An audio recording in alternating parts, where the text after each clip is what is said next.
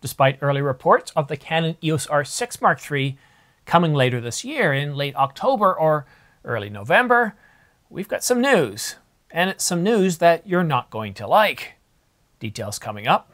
But before we get to the details, please subscribe to this channel. It doesn't cost you anything, helps this channel grow, and keeps you up to date on the latest camera coverage. Just a month ago, Canon Rumors said, we've reported a couple of times that the Canon EOS R6 Mark III could be coming in late 2024. And that would mark exactly 2 years since we got the announcement of the Canon EOS R6 Mark II, a much needed improvement over the Mark I, solving a lot of the problems on the video side, the overheating, as well as making it more competitive against cameras such as the Sony a7 IV. So, what's the bad news? What's the new timeline like for the Canon EOS R6 Mark III? Well, it's no longer Q4 of 2024.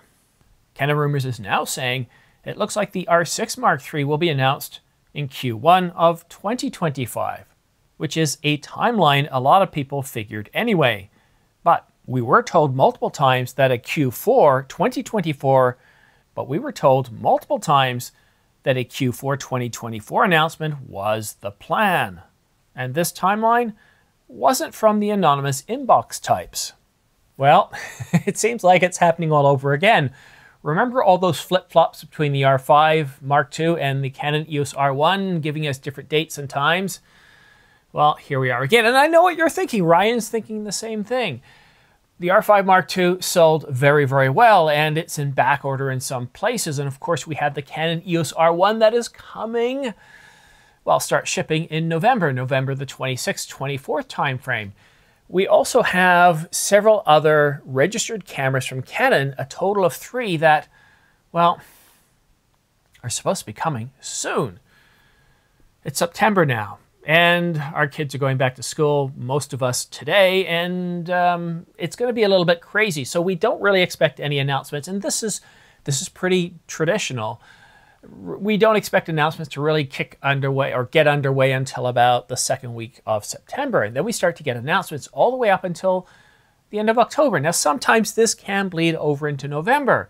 We're expecting a DJI announcement, we're expecting Nikon announcements, we're expecting Sony announcements, and of course, 3 Canon announcements. So this could be delayed until Q1 of 2025. Boy, where did we hear something like that before? Wasn't the R5 Mark II supposed to be announced around Q1 of 2024? In fact, it was supposed to be announced at CP Plus 2024.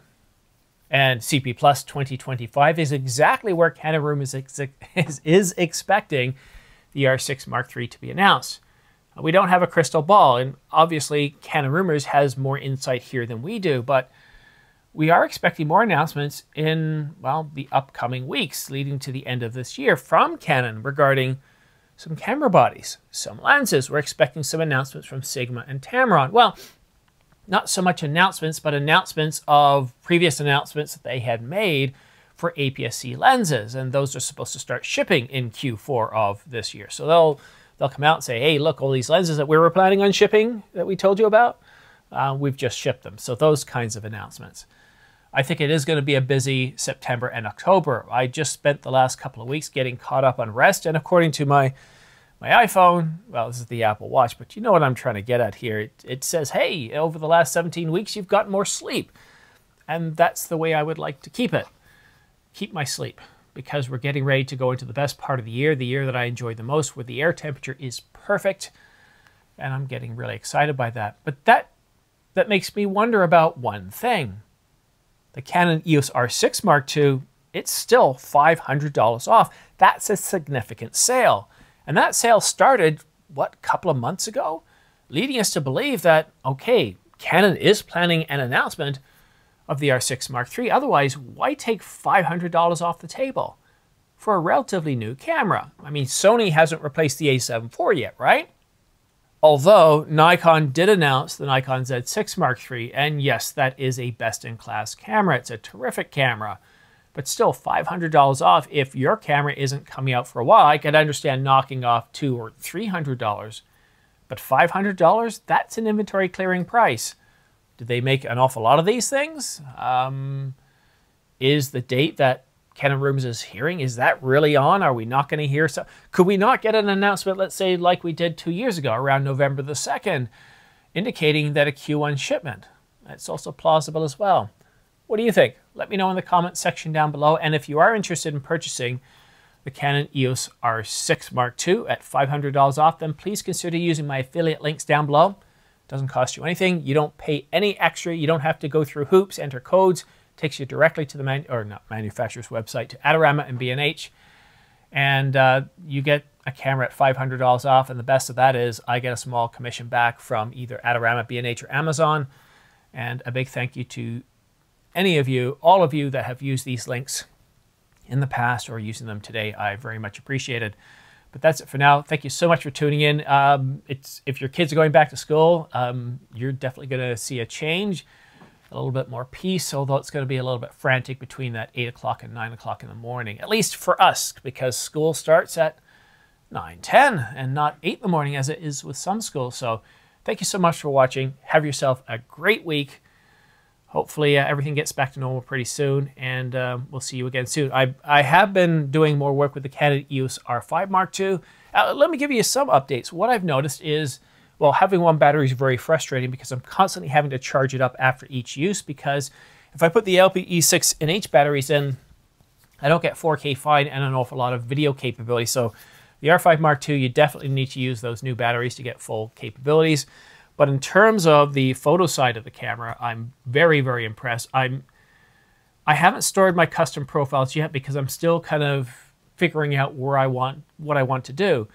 30 frames per second is far too fast to keep that as the default mode, especially with pre-capture buffer shooting turned on.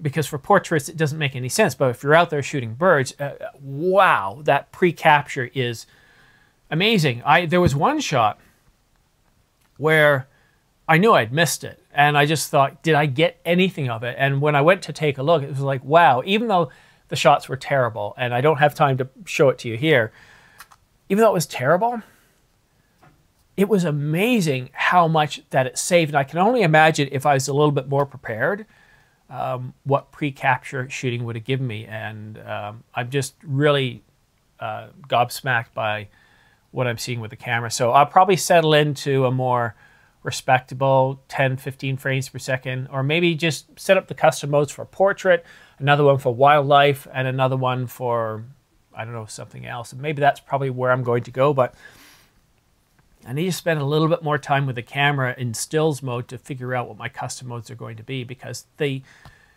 are all over the place. When it comes to video, it's very simple. I have manual mode for all my run and gun. Then I use C1 for, I think it's product shots. So if I'm doing product shots in Studio B, C2 is backup for this studio setting, and then C3 is for 4K 120. It's pretty simple setup. Stills though, it needs a little bit more work. Anyhow, thank you so much for tuning in. Have yourself a great week, and we'll see you again soon.